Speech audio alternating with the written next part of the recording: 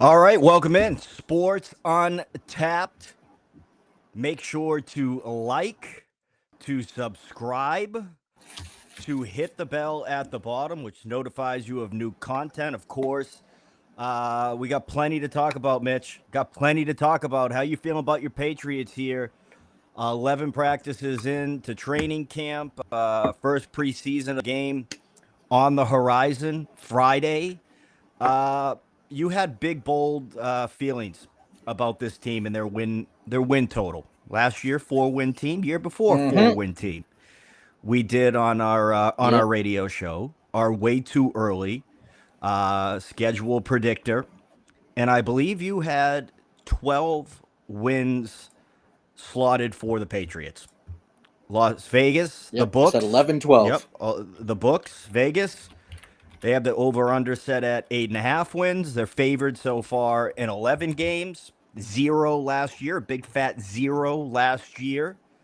I thought that number was a little high for you. 12 wins, I think, is a little bit of a stretch. But how are you Mm-hmm. feeling so far in your early indications from camp? How are you feeling about that 12 wins? I'm standing by it. You said it on the last episode. I'm gonna say it on this episode. I'm standing on business. I think when I look at this team, I want to talk about the different aspects of the team. I want to look at coaching. So when I looked at the schedule, I look at the Raiders. Coaching, you have Rabel. I think Pete Carroll's a great coach. So I think that's a good. I think that's a matchup right there. You can make a case for it. Between the coaches, who's a better coach? I would have to give the edge to Pete Carroll. Miami Dolphins, we got Mike McDaniel there, as I call him, the barista. And when he gets fired this year, I'm going to tell him that it is a venti that I would like for my hot chocolate. Thank you, sir. I think they beat the Dolphins both times this year.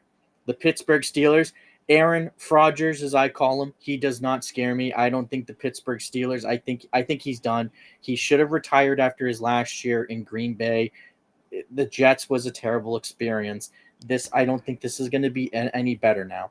I think he just doesn't cut it anymore. I don't think Rodgers is the same guy. He doesn't have that same zip on the ball. He's not as focused. He's always doing the book clubs with the Pat McAfee show and all this other stuff. I mean, it's ridiculous. I think he's done. And then you got the Panthers. They face them. I think the Panthers are up and coming. The Saints, who's starting at quarterback? One week it might be you, Steven. Next week it might be me. We'll find out. The Tennessee Titans, Rabel circled that game. He wants to show something, I mean, again, there's a lot of teams by game, but it all boils down to is a lot of these teams are either a they're rebuilding, falling off a bit, or three they are a middle of the pack team. And a team, for example, like that, Tampa Bay. Tampa Bay has some weapons, but they're not great, not bad. They're in the middle. Team like the Falcons as well. They're the same thing. They're not great. They're not bad. I wouldn't necessarily say they're a good team. They're slightly below average. And Ravens, I think that's your toughest matchup. The Ravens and the Bills. And the Bills, I put an asterisk next to it just because it is a division rival games are different. The Pittsburgh Steelers struggled, and I do mean struggled against the Cleveland Browns team that won no games. The Detroit Lions almost beat the Green Bay Packers and the Bears when they were 0-6. Games are just different. So again, I look at the toughest game in their schedule, and I think it's the Baltimore Ravens, which I got that game circled, and I hope Rabel just lets that he still doesn't like him, and he tells him, "Why don't you go coach your team? Why don't you go coach your team?" And then looks at the ref and says, "Hey, bud, why don't you go tell the other coach over there to go coach his team?" I think that's going to be a fantastic matchup, and I look forward to it. So what I But yeah, what 12 I wins. find Continue. interesting from your assessment there is again looking at the opponents and telling me why those teams aren't good enough and the Patriots should take care of business. I would agree with you Mm-hmm. on the Patriots are going to be much improved. Okay. I have them at seven to Yes. nine wins right now. We did the early predictions. This is going back to when the schedule came out, right Yep. after the draft, all of free Mm-hmm. agency. Coaching staff was in place. I pegged him at 10 wins. And I think that, again, there's a lot working in their advantage. When you look at the schedule, the teams they face, the quarterbacks they play, and the fact that I think this division takes a step backward this year, the Jets are still going to be Yeah. the Jets in a rebuild there, and we'll see, how that all works out. I think Miami takes a step backward this year. I think Buffalo still reigns supreme in the AFC East, and I don't think the Yes. Patriots are knocking down the door there by any means. And there's a lot working in the Patriots' favor when you go back to, again, early season predictions. And the only thing that I keep going back to, Mitchell, is in that question that I posed to you was not just how are you feeling about the 12 wins, but what have your feelings about early on in camp been? And has that changed your feeling on that prediction? Yep. And you immediately go to the teams that they play. Whereas I'm not encouraged by what I've seen or heard from training camp so far. The reports have not matched up with the offseason Mhm. projections. It's one thing to say that this team should be vastly improved, and they should. They're a real operation. Vrabel instills, again, a program, a direction, an identity. The quarterback in Drake May with the upside there in year two with Josh McDaniels, an experienced, established coordinator. They spend a lot of money in free agency. You hope that their draft is better. That's yet to be seen. But there's been a lot of ups and downs in camp, and I get it. You're installing a new program, you're coaching different things than the previous staff, which I don't know exactly what they were coaching. You're working with new players, you're working with new coaches, and they're in a learning period. And there are 11 practices in, 4 padded practices. But I'll tell you that I'm not encouraged by I feel like the leftover issues that we had even going back to free agency. So again, ball security. Well, as the offense has started to ramp up and it's been more competitive and the pads have come on, Drake May, who doesn't throw any interceptions through the first 6 practices, has a scrimmage in Gillette Stadium the other day. He throws 2. Then the other day, they have a tough period, tough practice, working in the red zone. Ramondre Stevenson, going back to that Gillette scrimmage in front of season ticket owners, puts the ball on the ground.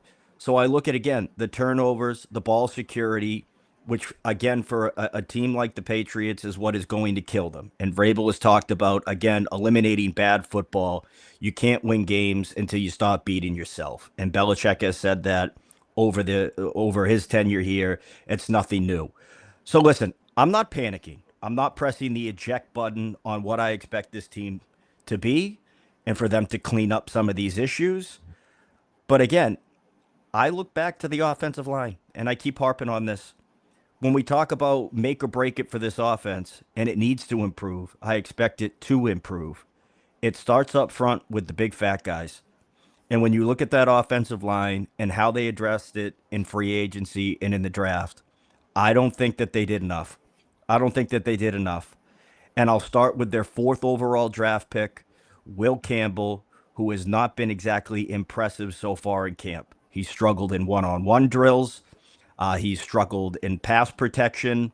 He has not did not have a good end to his last week, has not had necessarily a good start to this week. Morgan Moses has not really gone through a heavy workload so far here in camp, 34 years old, right tackle penciled in. And then you look at the backup tackle depth, and it's a mess. And it looks like, again, your guard on the left side, instead of it being Cole Strange, who, again, was a bust by Belichick, okay, a bust, and is not going to live up to where he was picked. Well, now you have Jared Wilson, who's another rookie, who is by far looked like your best offensive lineman as a rookie in this class, which shouldn't be the case when you're taking what should be a franchise tackle at 4. And we all agreed. I don't think anybody was saying that they're confidently feeling like Will Campbell is a long term tackle. But again, this offensive line is a mess. And they're screwed as of today if either Will Campbell can't play up to a capable NFL caliber left tackle, and there are only 32 in the league, and we know there aren't 32 good ones. So what is he going to be? And it's early. It's early. He's still figuring it out, but who knows if he will figure it out, if he will progress, or if again the measurements kind of hold them back. The size kind of holds them back, and their tackle depth is garbage. Demontre Jacobs, Vidarian Lowe, who's just off pup. You're looking at again a pieced together offensive line, and I'm not confident in what they have at the center position and Garrett Bradbury either. So I think that's an issue, and that starts up front. The wide receiver core. You feel better because Stephon Diggs off pup looks good in practice. Seems like he's going to be ready to go for week 1. Behind him, is it really that much better than last year? Kayshon Boutte, Pop Douglas, guys that were here last year. Kyle Williams, 3rd-round pick. He's had an up and down camp. The speed is there. The ability is there. There have been some issues with drops. And Javon Baker, Jalen Polk, Kendrick Bourne has not looked good in this camp. Matt Collins just coming off a pup. He's going to make this team. But there hasn't been a big upgrade at that position either. And I go back to, again, the ESPN rankings, which is not, anything solid or confirmed. The Patriots roster was 21st in the National Football League, which I think is about right.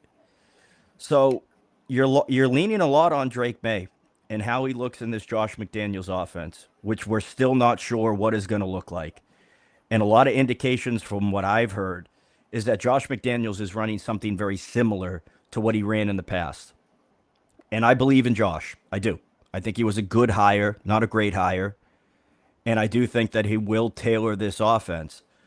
But again, until we actually see it, there's nothing that's happened on the field that makes me feel as confident as I did prior to.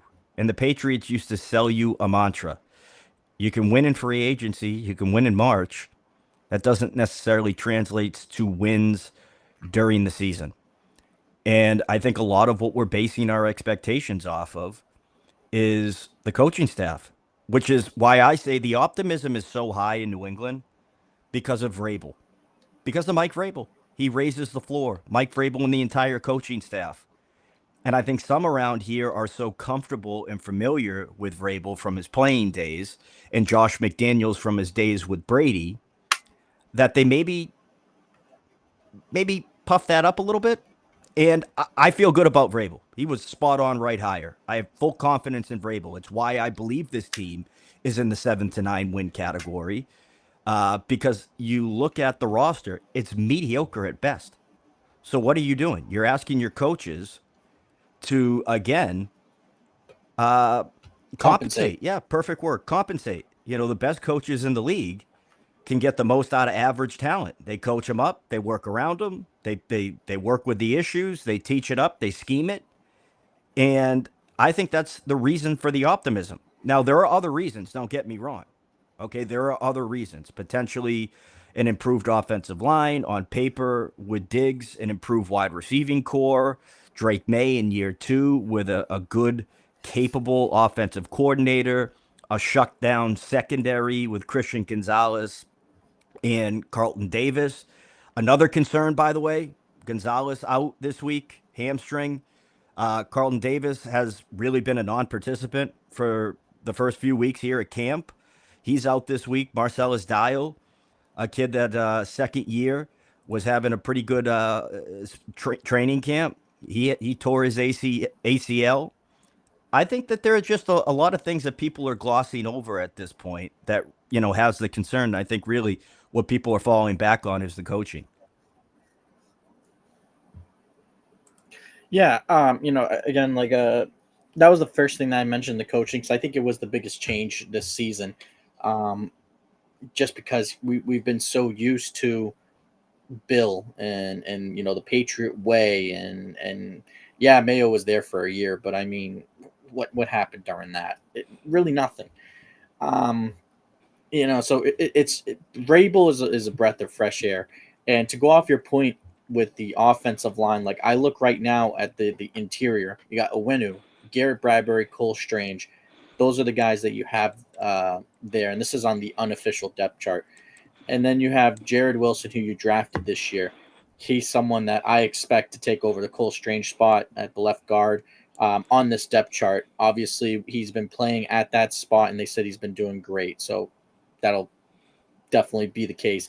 Ben Brown, who I was really high on last year, I thought he was one of the better interior guys. Him and Owenu, especially after David Andrews got hurt and he had to step in at that center position. And like you noted with the tackles, Morgan Moses, Will Campbell. Well, this is who they have for backups. We'll start with the right tackle, Demontre Jacobs, who played last year. He started 13 games for the Patriots. Oh, that's saying something because that offensive Yeah, line last year, it yeah, was tough to crack that. It was just so solid, yeah. just so good. And then Marcus Bryant, who is was drafted this year. That's who they have. And that left tackle, they have Verdarian Lowe, who God Turnstile. bless. I'll leave it at that. Yep. And then Caden Wallace, who Caden Wallace only started 2 games last year and didn't really do much of Another anything guy that really. was projected Yeah. to be a tackle or was, projected to be more of a guard, but was taken as a tackle. Yep. And so like with that offensive line group really that's the biggest thing that scares me about this team. Let's say Will Campbell goes down with injury. Then you have Verdarian Lowe there. So you're expecting Verdarian Lowe with Jared Wilson at left guard, Garrett Bradbury at center, Michael Owenu at right guard, and Morgan Moses at right tackle to go ahead and figure this out. Or the other way They're around, too thin Morgan on the Moses goes offensive down. line. They're too thin. Yeah, exactly. Think about offensive line. You have to think about the matchups. You have to think about the groups. And as someone goes down, we've seen times in the past where the Patriots have lost someone and then had to maneuver people around. When they traded Logan Mank, traded away that core that they had up there. They had the tackle solved with Sebastian Vollmer and Nate Solder, but it was that interior. And it took until they went ahead and they decided, okay, Brian Stork is starting center, and then we're going to put Dan Connell at the left guard position. No, he was at right guard. And then left guard is going to be Ryan Wendell. That is our new unit. And once they figured that out, everything went great. And they did have some backups. Forget his name. He was out of Rutgers. He was a backup, and they used to put him in at the end to help block for the run. And I can't think of his name right now. Can I just ask you though, But do you think that they just handed the job to Will Campbell? Because that's what it feels like. It's one thing I to let think a kid I work it out, but again, Vrabel talks about earning your opportunity and removing entitlement. By no means am I saying that Will Campbell is entitled. Okay, I'm not saying that yeah, at all. I like what I've heard from him. He seems like a hard nosed kid, focused on yep, football, tough, loves the game, willing to put in the work, willing to be a team guy. I don't have any questions about if they asked him to play guard, that being an issue for him not being able to take that. But again, it doesn't feel like they have anything behind him that's really a good backup. And it seems like he's yep, struggled. He struggled again. And now you're asking him and Jared Wilson, both rookies on that side, to work together with no NFL experience. And I can't help but go back to, again, free agency and not being more aggressive and maybe overpaying for some guys just to give you more depth. Again, if Campbell can't play the position, or if Morgan Moses goes down, 34 years old, and you're talking about your franchise quarterback in Drake May, who doesn't have great playmakers around him. And now maybe, Kyle Williams hits and maybe he's an impact player from day one, and that adds something to that wide receiver position group. Or maybe Travion Henderson, who has been explosive in camp, is utilized properly by Josh, and he becomes another playmaker similar to Jahmyr Gibbs, who he was compared to there in Detroit. So maybe you have an improvement around Drake May. But again, I think it all depends on that offensive line, the continuity of the group. And it goes back to, again, the optimism around this team, I believe, is at the level that it is because of Mike Vrabel, because of Josh McDaniels, because of Terrell Williams and what he did in Detroit, working with what was a very good defense before all the injuries hit, and looking at Doug Marrone and his experience with working with offensive lines and his track record when it comes to that. So again, it's the coaching staff right now. It's nothing that I've seen or heard, mm-hmm, I should say, from camp that makes you overly enthusiastic or feel all good and cozy inside. There are just a lot of question marks, and I think it all starts with the guys up front, but it hasn't stopped there. Ball security, Drake May, year two. I believe he has all the upside. I believe in Drake May. I do believe he can be a top 10 quarterback in this league, but until you actually prove it, and you're also surrounded by the proper pieces, I don't know that he's at a point right now to elevate guys. And I think so much of this season is reliant upon Drake May being to elevate guys around him and also to take care of himself and avoid injury.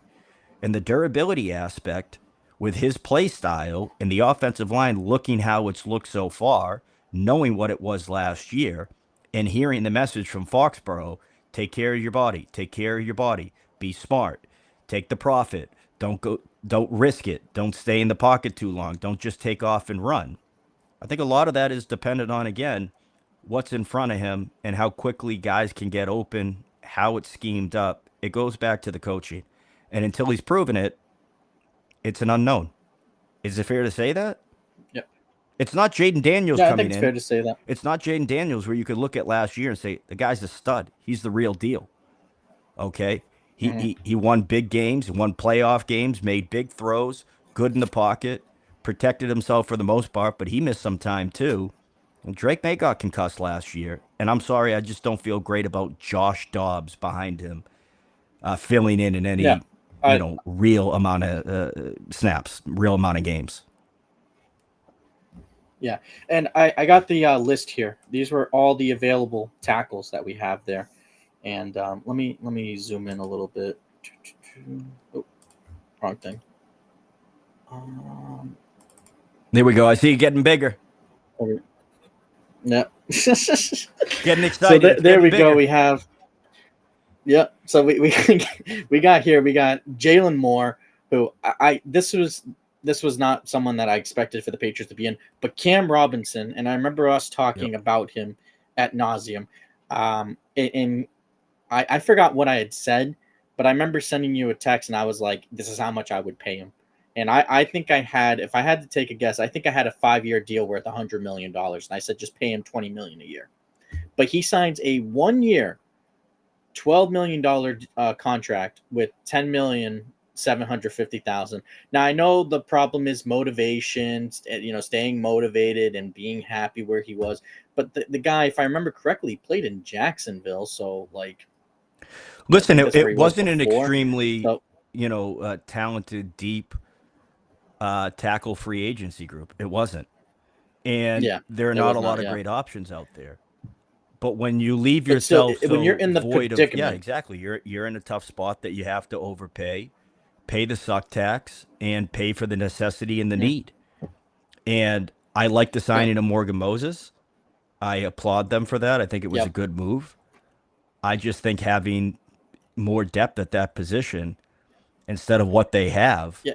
would have been advantageous for them to spend that money and have a little bit better depth.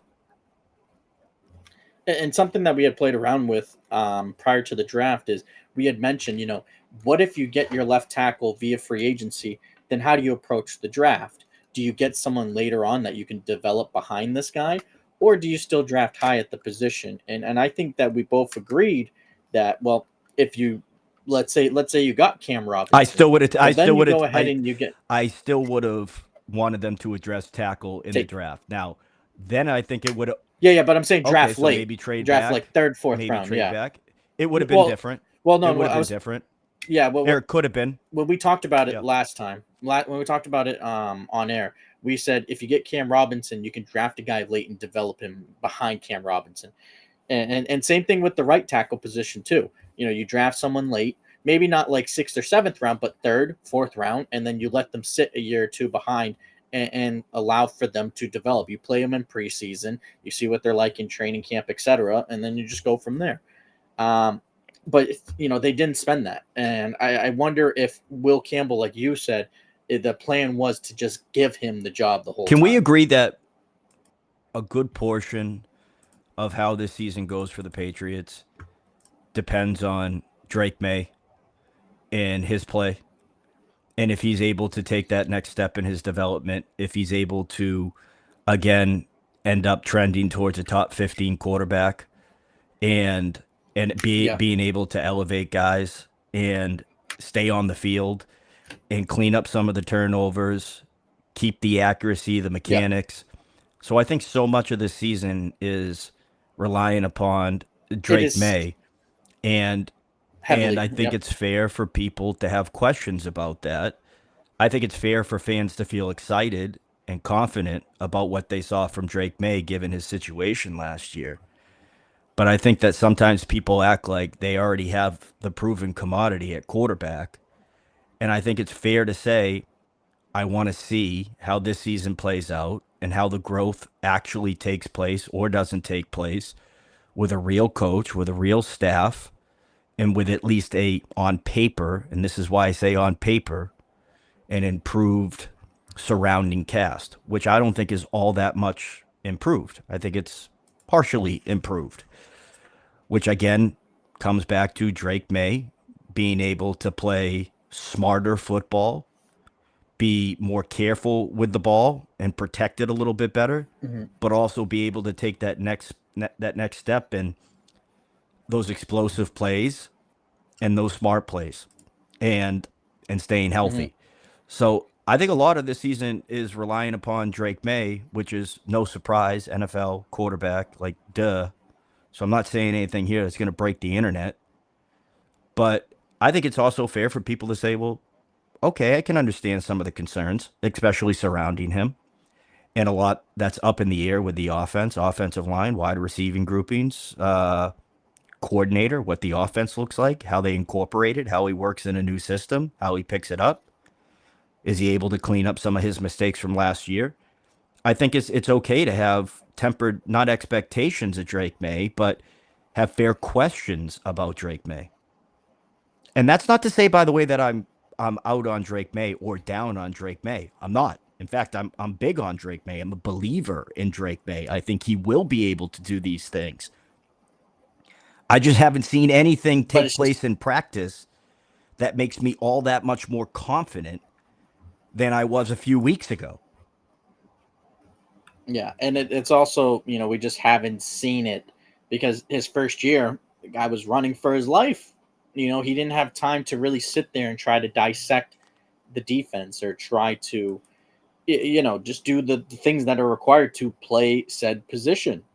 And will he get a chance to do it this year? I mean, we'll see how the line holds up, but that's the most important thing.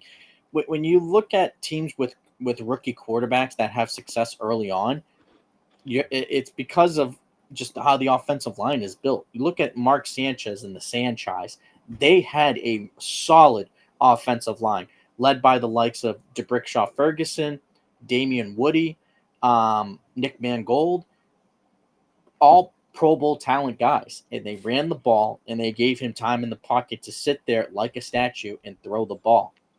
I'm trying to think of the quarterback's name right now. He was a rookie last year in Denver. Bo Nix. The offensive line. They didn't have the best offensive line, but they had a better one than the Patriots. Well, that's not saying much, but Yeah, you who get what I'm didn't? saying. Like they There had were an high offensive school line that was, teams that could have stacked up against the Patriots. but they had an offensive line that at times struggled. And what did they do? They tried to Yeah, Sean design Payton. plays to get him out of the pocket, and design plays to get him out of the pocket to throw the ball. When you have a young quarterback, you gotta get the offensive line to protect him. That's how you keep him safe. Patrick Mahomes, the Chiefs for years spent so much money on that offensive line just to protect him. And when they felt like, hey, we could win this year, we just have to do something to go ahead and make sure we protect Mahomes. They traded for Okay, so Orlando let me Brown mix Jr. this in here now too. Defense. High hopes for the defense. Strong belief in the Yep. defense. It will be better. Yep. That front seven will be better. Barmore is back. We'll see what they get out of him. Milton Williams, big free agent addition. I expect big things from him, but again, playing on that defensive line in a different scheme and with lesser Mhm. guys around him than he had in Philadelphia. The secondary, Yep. health issues so far, staying on the field. Now, The reports are that Christian Gonzalez is going to be ready for week one. I hear week one when it's 5 weeks out from the season and say he's not going to be able to get on the field for 5 weeks. Carlton Davis, I don't know what's going on with him. And I don't feel great about the linebackers. Now, again, I like to play both sides. I do think the defense is going to be pretty good.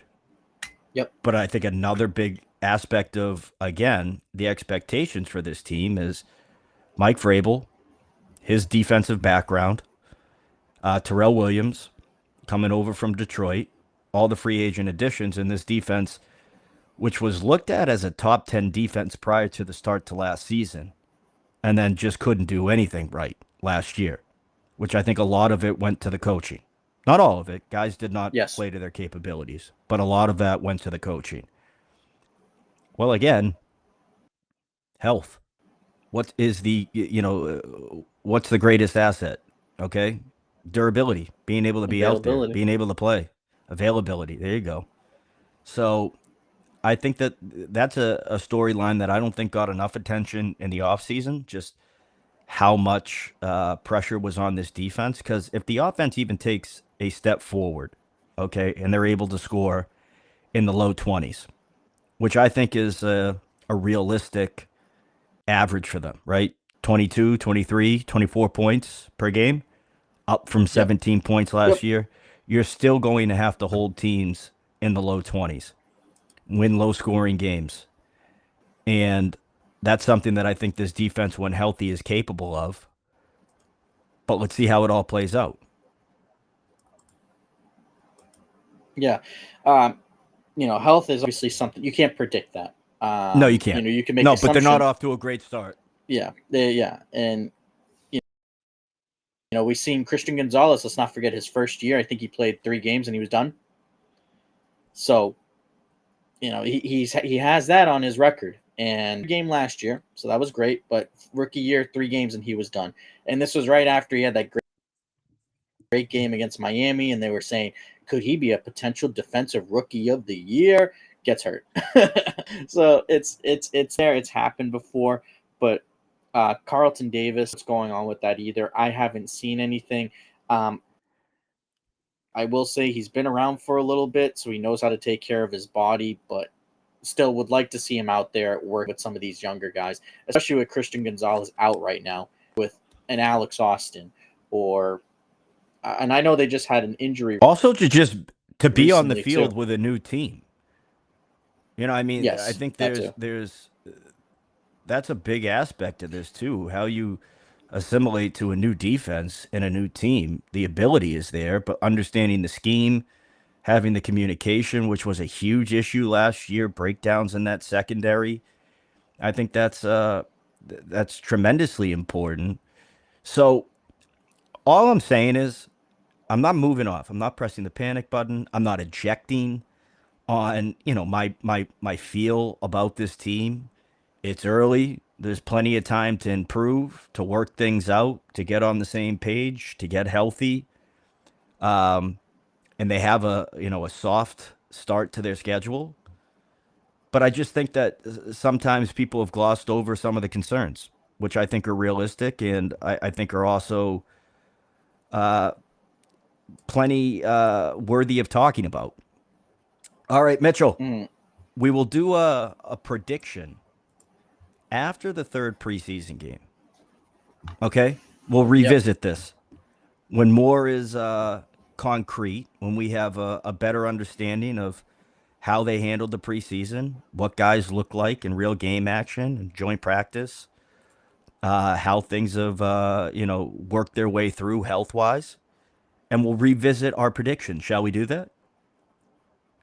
I like it. I like it. I like it too. I like it. All right. Anything else that you want to get to here? Um, yeah, just don't let me down. I said 12 wins. Please, Rabel, if you're hearing this, please don't let me down, good sir. I appreciate All it. right. We'll revisit the predictions later on as week one makes its way here. I think it's 4 weeks from Sunday? Week one. Hmm. All right. That's been Sports Untapped. That's tapped off for now. More content dropping again. If you like what you hear, or you have suggestions for the program, hell, we'll take it. But make sure to engage with the program, like, subscribe, hit the icon, the bell icon right beneath this window here that notifies you when new content drops. Leave a comment, interact. We will interact with you if you interact with us.